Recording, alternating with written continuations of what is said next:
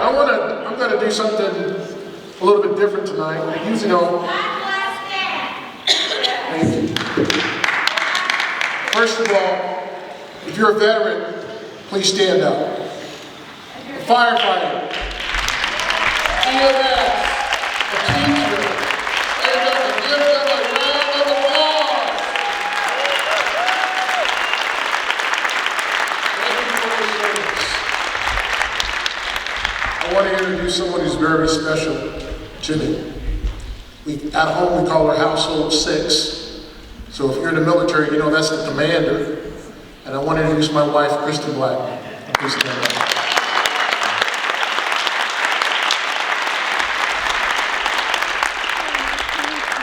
You know, as I was sitting here listening to the debate and the questions, which are warranted, I was thinking about a verse in the Bible.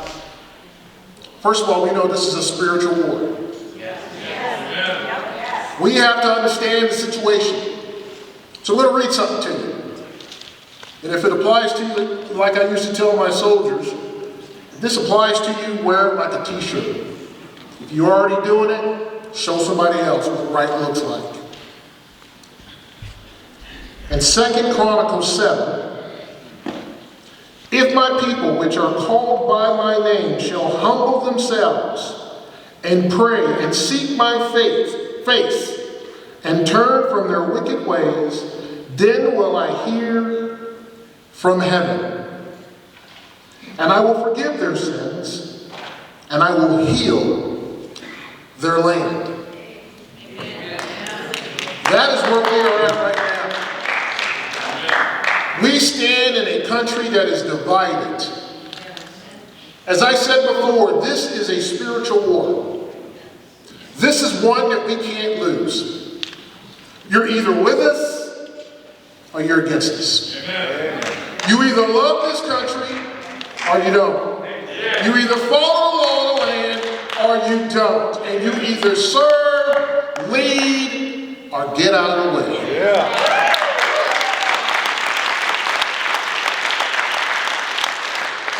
So by nature, I'm a leader. I'm a combat veteran. I served 21 years in the United States Army. Thank you.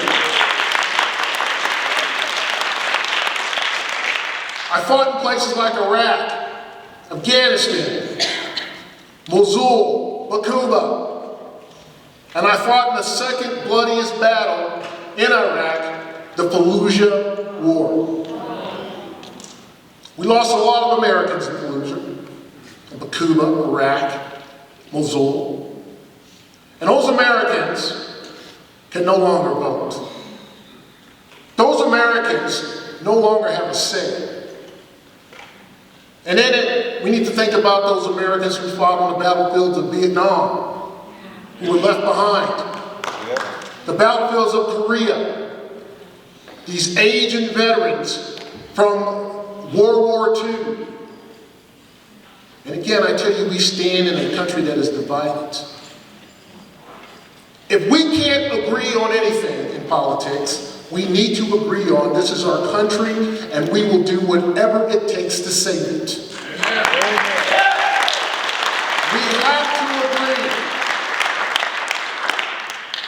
that those men and women that went before us, who no longer have a voice, that their words are not forgotten.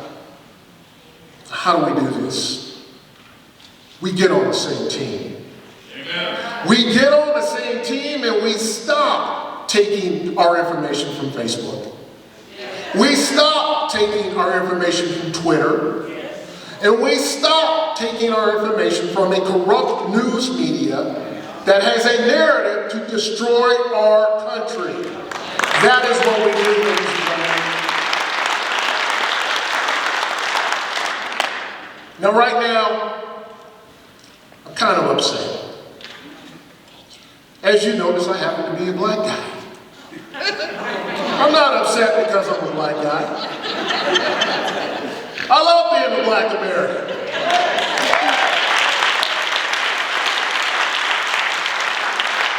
Let me correct that. An American who happens to be black.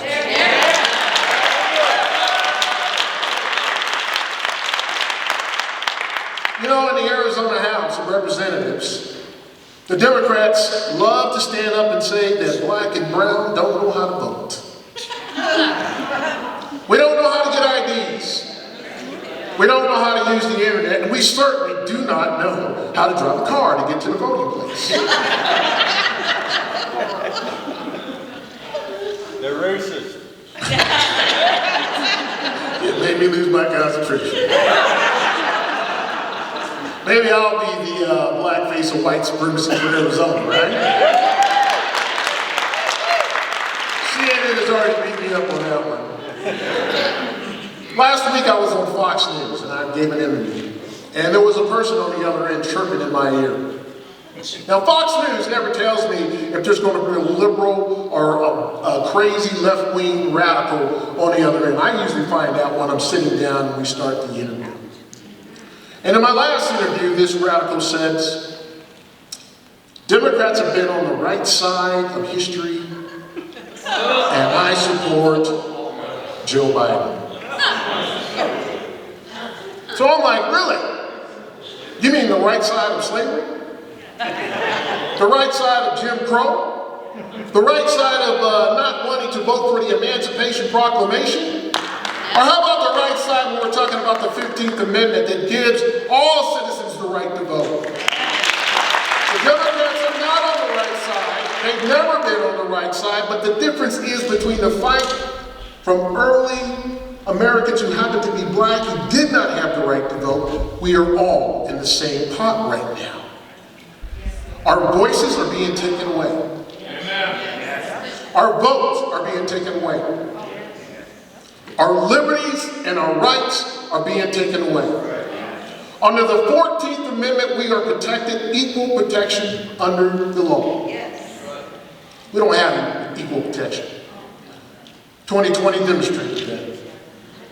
We have a rogue government trying to overthrow the United States of America.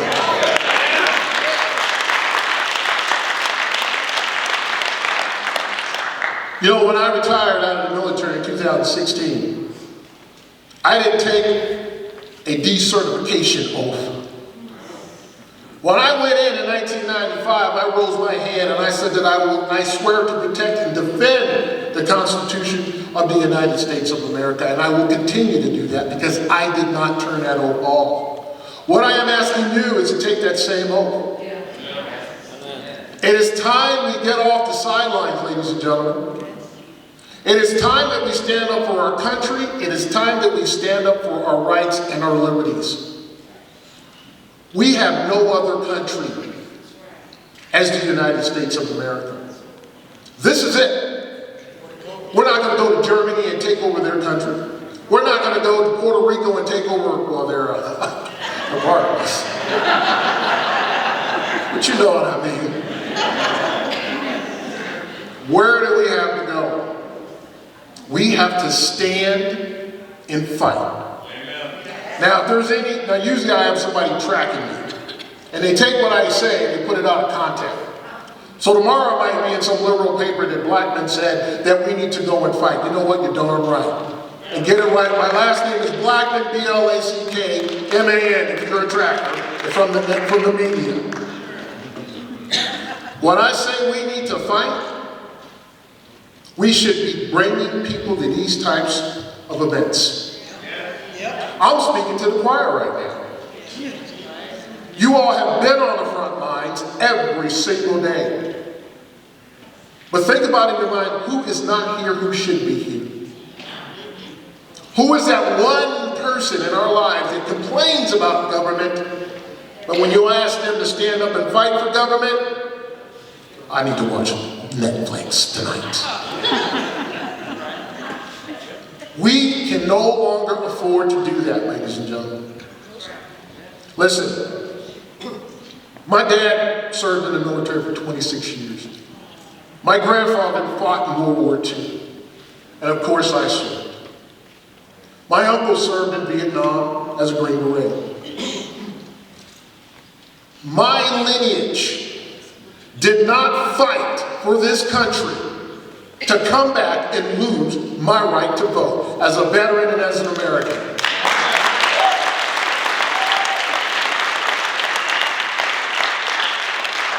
Some folks ask me, well, why would you want to get involved in this mess? Some of my Army buddies.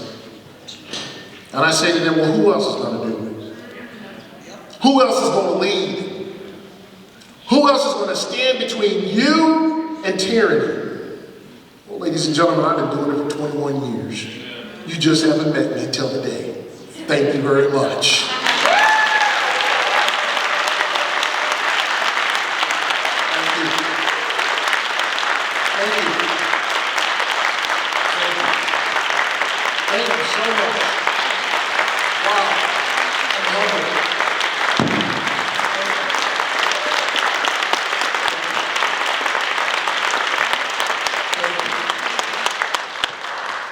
Now, I don't want to take up too much of your time because you have a big presentation for you tonight that I think it's important that you see. I want you to know this, though. You have a fighter standing before you that fights for the Constitution, that follows the Constitution, that follows our rights and our liberties. Because you have to remember, the same party that took away the rights of Americans who happen to be black and enslaved those same Americans are the same ones today that want to take away your rights to freedom. They have done it once and they will do it again. When we see rampant inflation, when we see gas prices skyrocket, it's no wonder why they wanted to steal this election. Because they are pushing an agenda. Now what they want to do is divide us. And how do they divide us? They make sure we've got folks over here and folks over here fighting against each other. And the Democrats are sitting back watching and saying, yeah, we got that election. Now watch them eat each other up. Watch them beat up each other to determine who is more right or who is more conservative. Ladies and gentlemen, we have to stop that. I've read that scripture to you. We are not looked on favorably because we have not turned our face to God. We have to thank you. We have to put our faith in God first. Every day. When we begin to do that, ladies and gentlemen, when we begin to put our faith in God first, we will see our country return back to a country that we once knew. So, when you go to bed tonight, and you take off your slippers and put them way up underneath the bed, and then when you get up in the morning and you have to look up under your bed to get your slippers, while you're down there on your knees looking for those slippers, pray for God. Pray that God will bless our country. Pray that God will bless our families, our elected leaders, that they will hold our elected leaders in check. Pray for our country. Pray for each other, our communities, our children. And don't forget to pray for yourselves. Pray that you will have the sustaining power to move forward in our time of need, in our time of a desperate fight for our country. This is your country, and this is my country. I love the United States of America. I love the Constitution. And I love fighting for America. That's what I'm going to do in Congress. And that's what I'll do for the rest of my days, as long as I have breath in my mouth. God bless you. God bless America. And God bless Arizona.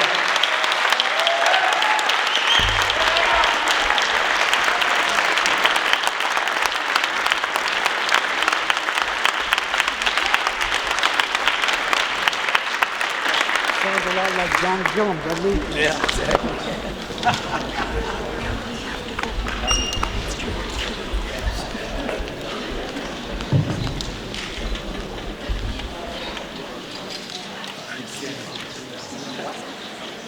Okay guys, so we are getting ready to queue up a PowerPoint. And we're going to go through some of the audit findings and some of the lies that have been told. So I hope you stick around for this. The Maricopa County Audit 2020 election.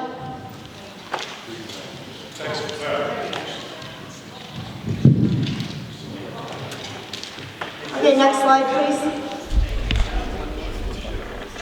What are they hiding? So millions of citizens recognize there was real issues with our elections. Do we agree? Yeah. Thousands of Maricopa County voters submitted affidavits. President Trump and his allies started investigation teams, and those teams were from all over the country. Steve and I were honored to be a part of one of them. Legal teams began filing lawsuits, and all of them got dismissed prior to discovery. So then what? That's where we all come in. The citizens began demanding action from Maricopa County. And the Maricopa County Board started to fight back against the citizens that elected them. Next slide. Maricopa County Recorder at the time, Adrian Fontes, told a voter and his mother, his elderly mother, to go F off. Board of Supervisor Clint Hickman, who's supposed to be a Republican, called our Senator Rick Gray a dick. Secretary Hobbs called Trump's mail-in voting claims baseless and called all Trump supporters Nazis. Next slide. So then Steve Chukri admits to our organization in a recorded conversation, We the People AZ Alliance, that we can never use Dominion again, and admits the Board of Supervisors are afraid they lost their election. Next slide.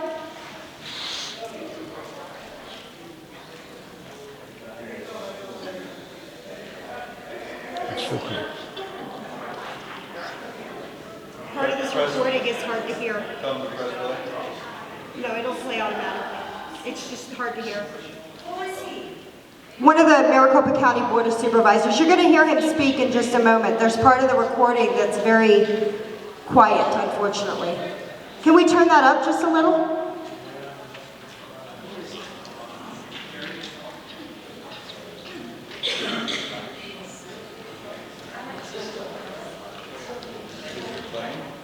I think so. People want to know they were recording this, if they can somehow get a card or something. It's a video slide. It should play in just a moment, hopefully. This is something I'm concerned about. Yeah, what I was going to do is maybe I can make an announcement and say if anybody's interested.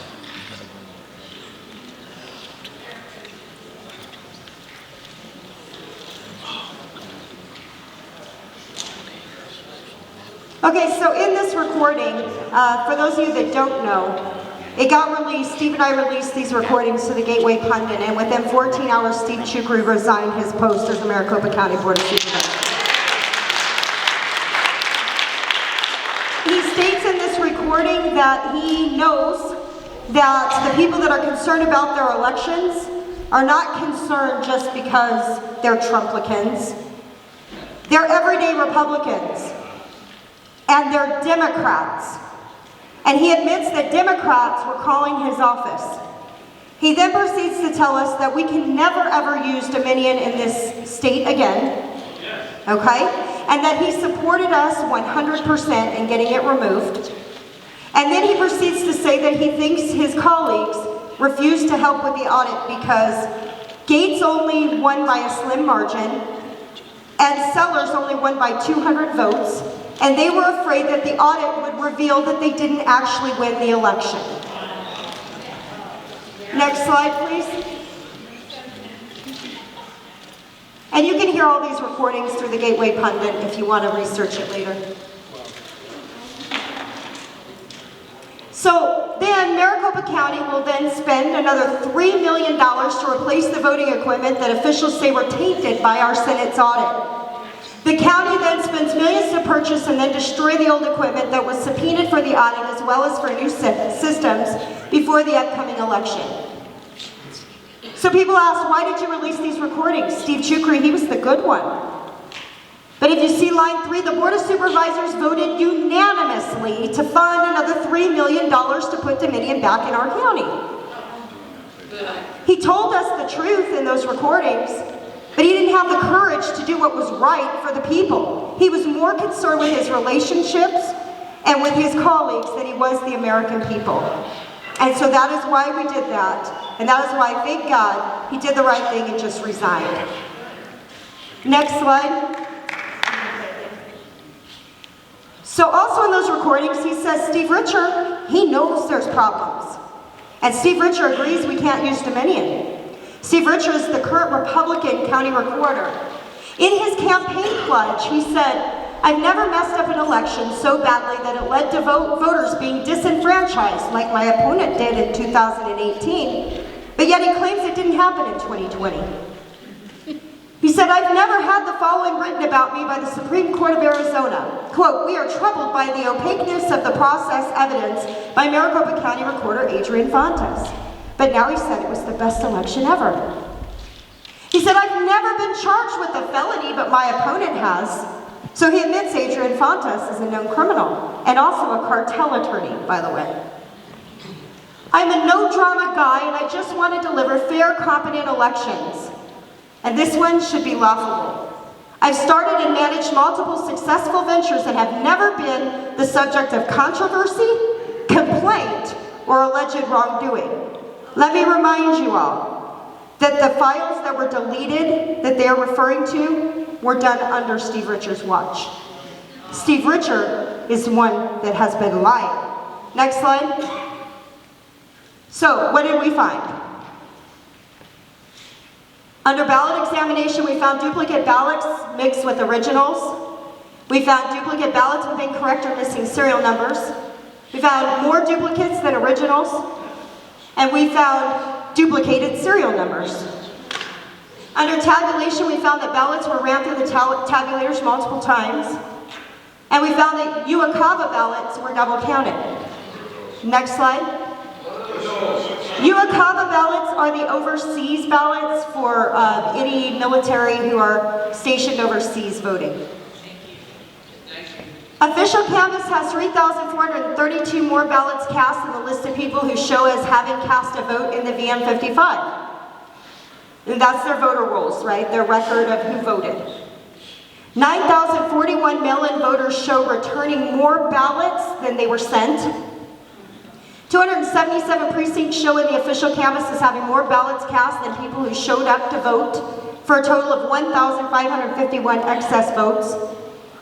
There are 2,472 ballots showing in the EV33 that don't have a corresponding entry in the VM55, and only 2,042 ballots show as rejected in the official canvass for a discrepancy of 430. 397 mail-in ballots show as received. The numbers show as being sent. 255,326 early votes show in the VM55 that do not have a corresponding EV33 entry. So basically they're saying they weren't registered to vote, but then they miraculously were registered to vote when they voted. Okay, next slide. 23,344 voters voted via mail-in ballot, even though they show in the Melissa system as having moved, and no one with the same last name shows as living at that address. 2,382 voters voted in person, even though they show in the Melissa system as having moved out of Maricopa County. 2,081 voters moved out of state during the 29 days before the election and were given a full ballot instead of a presidential-only ballot. Next slide. Potentially as many 5,047 individuals who voted in more than one county for up to 5,295 votes. 393 voters with incomplete names voted. An example of that is J. Smith, right? Or D. Doe. 198 individuals registered after the October 15th cutoff and voted in the election. 2,861 voters have shared an AFF sequel number with another voter at some point. 282 potentially deceased voters voted.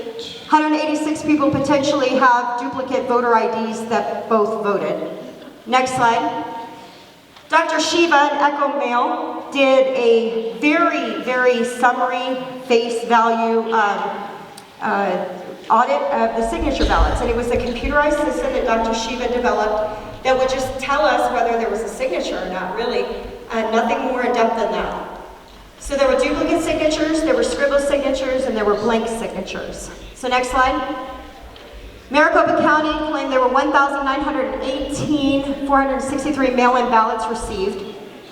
They discounted 1,455 as not having a signature. They discounted only 587 as bad signatures and 934 as late returns, for a total of 1,915,487 ballots. Now let me tell you, out of almost 2 million ballots, they're claiming only 587 had a bad signature. That is substantially lower than when we look at the stats of half the size of ballots. Next slide. So 17,126 voters had 2-copy, 3-copy, or 4-copy signature envelopes, which means that they voted 2, 3, and 4 times with signature envelopes. So they received multiple ballots and they returned multiple ballots. Next slide. Did Maricopa County receive any duplicate EVBs? Because Echo Mill identified 34,448 EVB return envelope images of 2-copy, 3-copy, and 4-copy duplicates from 17,126 unique voters.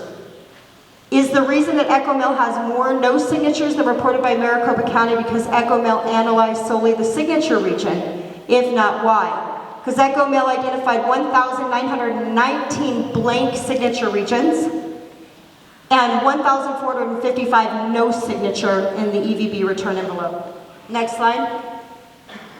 So there's people out there saying that the audit results showed Biden won. And this can't be further from the truth, right? So what is going on at MTech? What is happening in our county? Next slide. So you need to get a better understanding of the who, what, when, where, why, and the truth and the lies. And something that people really don't understand is that the Maricopa County Elections Department is not really the oversight for our elections in Maricopa County. It's the Board of Supervisors. They are responsible for the day of voting, for tabulation, for chain of custody, for security, for polling locations, and polling operation. And it was really easy for our Board of Supervisors to let Adrian Fontes, the Democrat radical recorder, to take all the hits in 18 and 16. It's a lot harder for him right now in 2020 because people are waking up to the fact that they had statutory responsibility for this election and that many of the employees in the MC Tech building are actually employed by the Board of Supervisors. The county recorder's sole function is early voting and mail-in voting and running the voter registration. Next slide. So We the People AZ Alliance conducted an independent investigation. And what did it reveal? It included 24-hour video surveillance of the election workers. They didn't know we were doing it. We caught file deletions on video. We identified multiple Secretary of State violations, and we identified key areas that opened the door for massive fraud. Next slide. So ballot harvesting. Although ballot harvesting was banned in the state of Arizona in 2016 by HB 2023, it is clear by multiple observers and Maricopa County election workers that the practice continues in significant numbers. There's been no attempt at all by our State Attorney General, our Secretary of State, or our Maricopa County Elections Department to enforce this ban or prevent the practice from occurring. There was no teeth in the game. Next slide. So we interviewed an election worker, and witness one said, I worked at multiple drop box locations in the valley. I witnessed cars with 1 or 2 people dropping off as many as 20 or 30 ballots at a time. Also, on multiple occasions, ballots were returned to them because they were missing signatures. And I witnessed them pull out of line, sign all of the ballots, and then return to the line. And I was instructed that we are not allowed to refuse to accept a ballot. And ladies and gentlemen, by law, they are correct.